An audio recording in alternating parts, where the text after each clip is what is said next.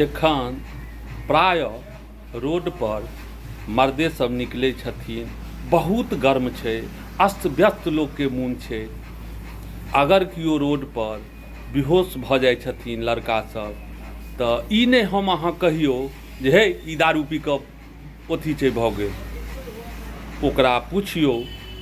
हम देखलिए एगो घटना, ताहि दुआरे कहि रहल छी जे ओहि आदमी के पुछियौन, पानि दियौ, अगर पानि हुए डिक्की में तऽ हुनका निकालि कऽ पानि दियौ, हुनका पुछियौ। आ ई नहि एके बेर पलड़ा झालि लियौ जे ई दारू पी कऽ टाइट छै आ एखने लड़की खसि पड़त। बुरा नहि माने जाइ जेबै, एखने लड़की खसि पड़तै कोनो कारणवश, तऽ हम अहाँ तड़ाक तड़ाक सब आदमी जेबै की भऽ गेल, हैया कनि पानि लऽ लिअ, हैया कनि ई धऽ लिअ, हैया कनि ओ धऽ लिअ। तेनाहिए प्राण लड़कों में छै आ लड़कियों में छै।